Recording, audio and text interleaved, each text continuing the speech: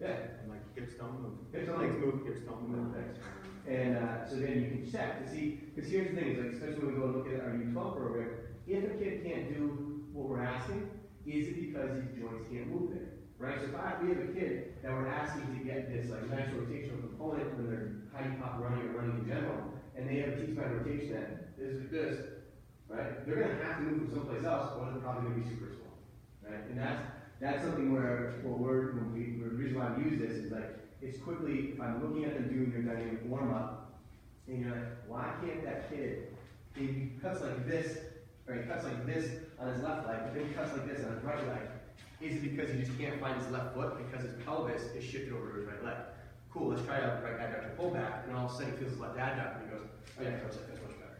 Right? It sometimes isn't just like our coaching stance, or the kid can't figure it out, he can't perceive where his body's in space. That goes back to, if I warm you up and you move better, does that mean that your brain actually knows where it is, or is this tissue now ready to go a little bit?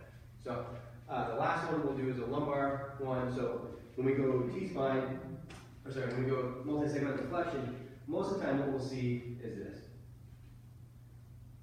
Right, where this is flat, I'm excessively reaching through my upper back, and then we can check and break it out. So I can bring them down to long seated. Can they get out there? Right? If they can't do that, we can take them into, right, here, actually, sorry, here. If they can't do that, we'll go here, right? So what we looked at is, I took them from standing, now I'm taking them to the floor, I take away the postural requirement, they still can't get it, right?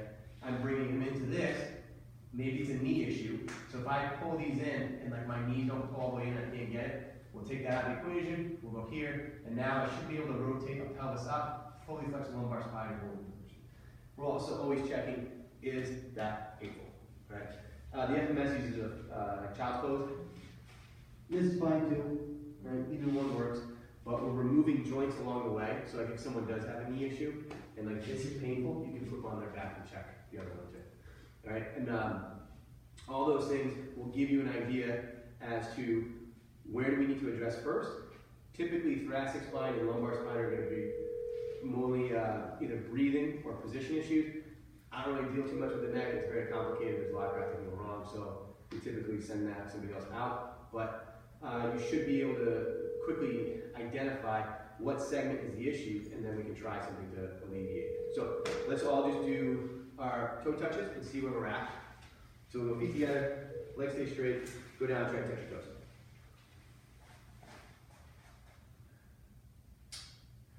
Good, come on back up. Alright, so you embrace it. Come in front, let's just breathe. Yeah. Right. Alright, so here's the thing. Yeah. Yeah. It's an alien. So feet together. Alright, legs straight, go down, touch your toes. Alright, so Doug, what do you feel? What do I feel? Okay. Straightening my low back more so than in my hands. Alright, Bryce, what do you feel? Hammies, and I just feel like he's fine a little bit. Okay, good, come on back up. Alright, who had the better curvature, you think? Doug or Bryce? Do it again, I will inside. Harder. Sorry, no, I last have to time. do it again? Yes. Yeah. No, I think it's Bryce. Bryce, definitely Bryce. Yep. Doug has also a pretty big rib hump on his right side, right? It's cool, a lot of people do. Yeah. No issues. Doug also has lumbar. Makes sense. So we're gonna. Earlier in the week, I figured out that. So here's what we're looking at. All right. He has actually a pretty good curve. He just can't get down there. He might be a actual. Let's just check it. Go on the floor, seated. All right, reach out, touch toes. All right.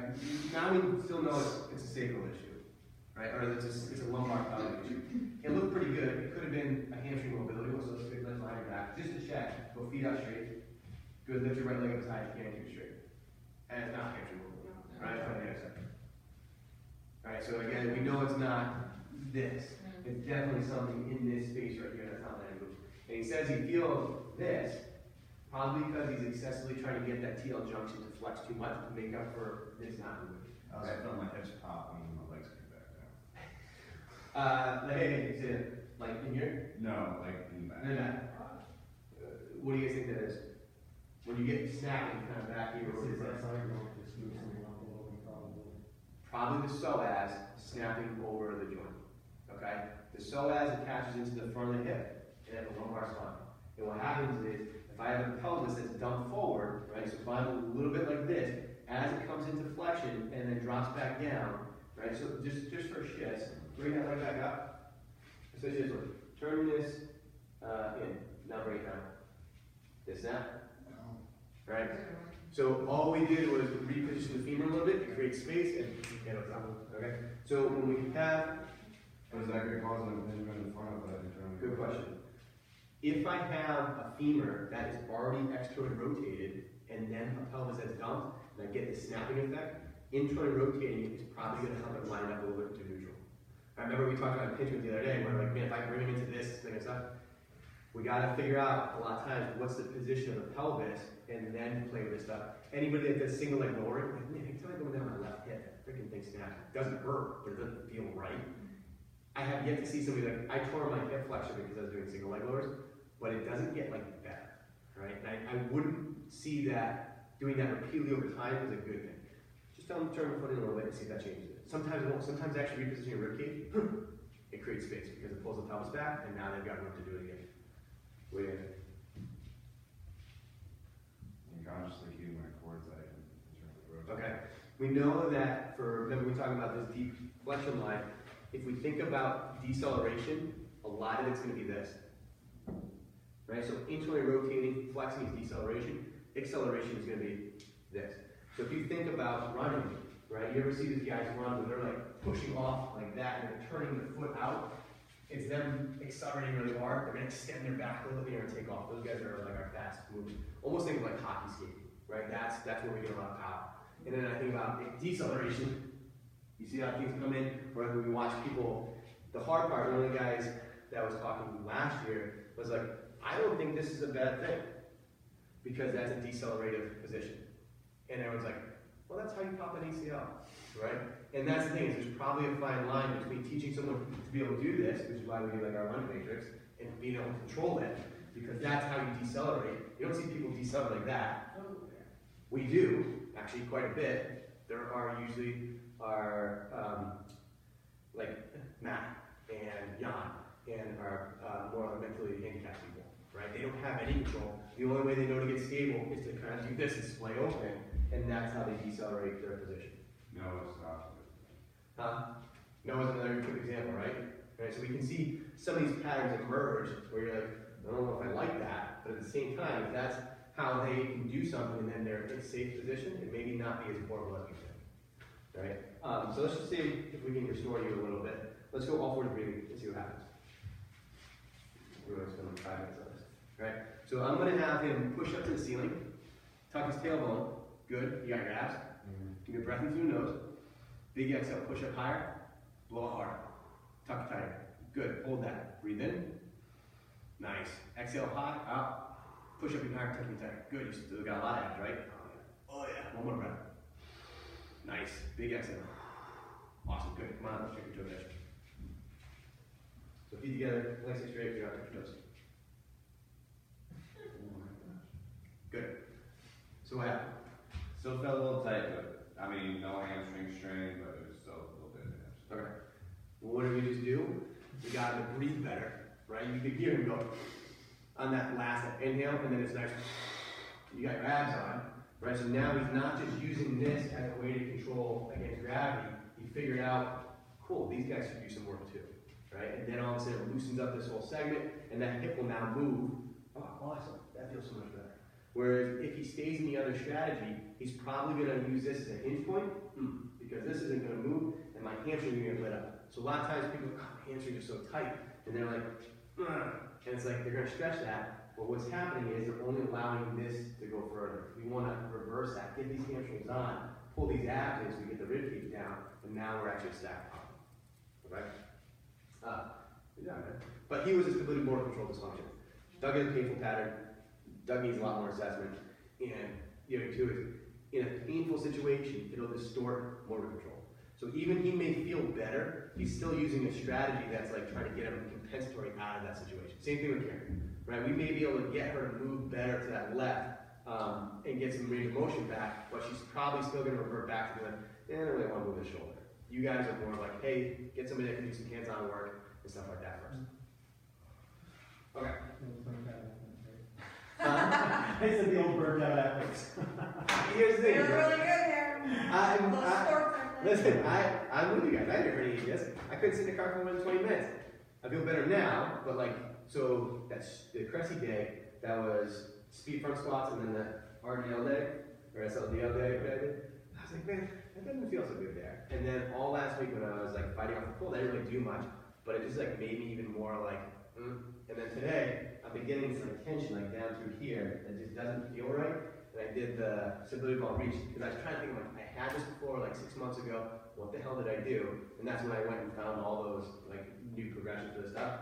And I was like, oh yeah, I did this. And also it goes, I remember you saying. yeah, and I was like, I was about to oh, cry. I feel a million times better. And that was it. So, did you almost always, this is the first segment, S1, L5, S1, should have the most freedom in the lumbar area, and it always gets locked up, right? Always. So you will lose the ability for this pelvis to tuck and roll in a little bit of rotation. It doesn't have much, but a little bit. So what ends up happening is all these other segments then have to pick up the load, and then we hyperextend at the TL junction. Almost always, you will see somebody that has chronic low back stuff, that has a rib cage that's up like this, in this deep, like, cavern right here, because they're hanging out like that in the TL junction.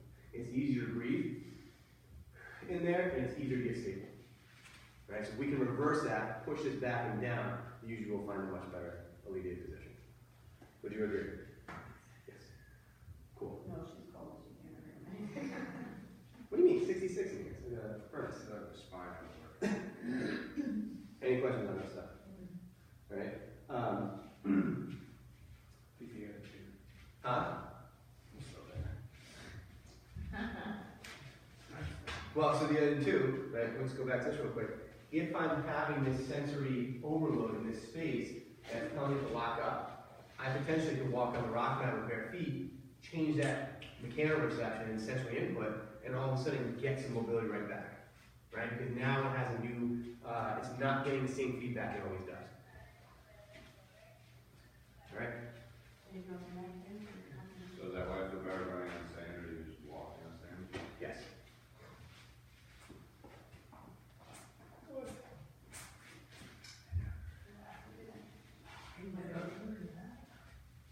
We've never had a conversation. Yeah, Mom, we'll do it.